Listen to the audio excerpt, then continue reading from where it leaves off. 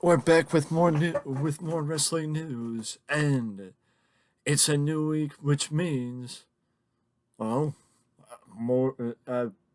It's a new week, which means that another week for wrestling news. With that being said, though, it is time we start off with news of a company we don't necessarily talk about, and that is 1PW, or One Pro Wrestling in England, as 1PW has, I believe, relaunched twice. The first time they relaunched was back in 2007, and then they just relaunched last year in April 2022 and have officially crowned a world champion. Now, I don't know if this is the first time they crowned a world champion since the relaunch, or uh if there was an injury, but either way, at their last event, All or Nothing, there was a four-person tournament or a mini tournament to crown a new champion where you would have qualifying matches and then the winners would go into a fatal four-way, with the winner of the fatal four-way becoming the 1PW World Champion, and the winner of that tournament was, or the winner of that fatal four-way was Will Osprey.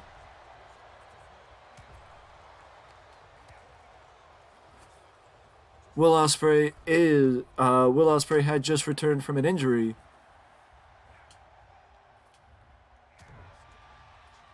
Will Osprey had been on the shelf for the better part of 2023,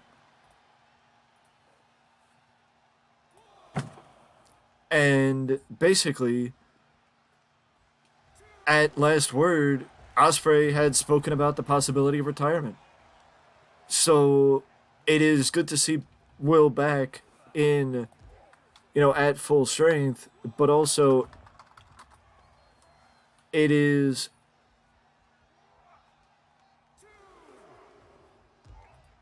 I mean, I guess it's good to see companies still investing in him, I guess is the best way to put it.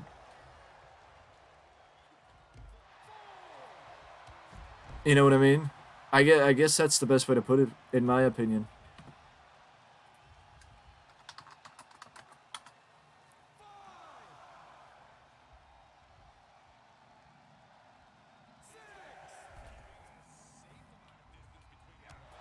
Which, I mean, I would say,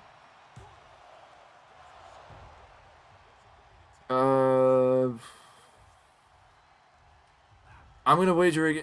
It looks like that this was the first time that they crowned a new champion based on the title history they have on their website. This is the first time they crowned a champion since the relaunch of the company in 2022.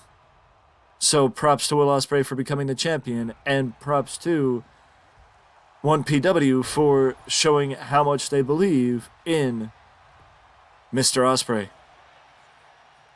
But now we shift over to another part, and that is that apparently, according to Kurt Angle, WWE last year in the summer of 2022 purchased the rights for a documentary about his life pre WWE,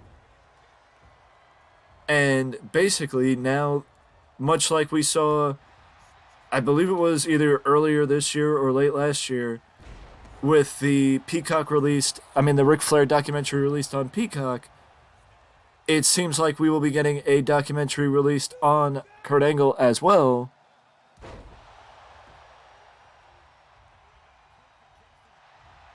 And Angle spoke about this on the Kurt Angle Show, his podcast, which is his podcast, and he mentioned that all he knows is what the producer of the documentary told him, Alex Perry, where basically he said that he, being Alex, said that the documentary would hopefully be on Peacock by June 2023. So, if you're looking out for potential wrestling content on Peacock, if you're looking out for potential wrestling content on Peacock, then you may not have to wait too long, because another documentary is set to be, it could be getting released within the next couple of months. And now we move over to. Well, let's move over to AEW. Why not? AEW has a new talent coming back from visa issues, as Bandito has had visa issues the last couple of months, and now his visa issues are said to be settled by Dave Meltzer, which it is, right out of the frying pan into the fire, as Bandito has been off for the last couple of months, and now he's going back with a title match against Orange Cassidy for the International Championship this week on Dynamite. I mean, I think it is entirely possible that Bandito could walk away the International Champion this week on Dynamite, but that is just me, as, I mean, honestly, Bandito is somebody that would be a viable winner for the title, in my opinion, and I think if there was ever a time to have Orange Cassidy drop the belt, it would be to Bandito. Because Bandito, as far as I know, I would say either Bandito or maybe Commander or Vikingo, or Jarlistico. The list goes on and on and on of people that are also free to compete in Mexico, because then it would actually be the International Championship and not just another title that's said to be international but very sparingly gets competed for or defended on an international basis.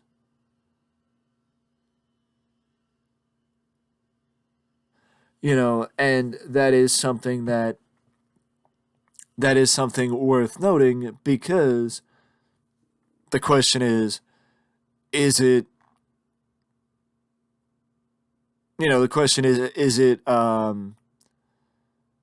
what's the word? Is it that Tony Khan doesn't want to invest in the possibility of having somebody who doesn't necessarily work for AEW defend their championship or hold one of their titles? Or is it that maybe he's just he sees more in Orange Cassidy, but I think you got to figure out who you're going to have him drop the title to at some point. The last bit of news we're going to talk about in this video is, as of March, this is from Fightful Select, as of March, former Impact Knockouts champion Jordynne Grace was set to become a free agent.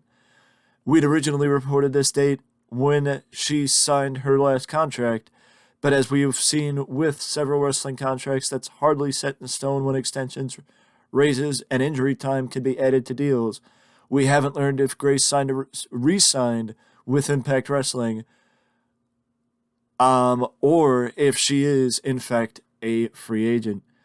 This could explain why Deonna Purrazzo won the Knockouts Championship against Jordynne Grace at Rebellion earlier this month.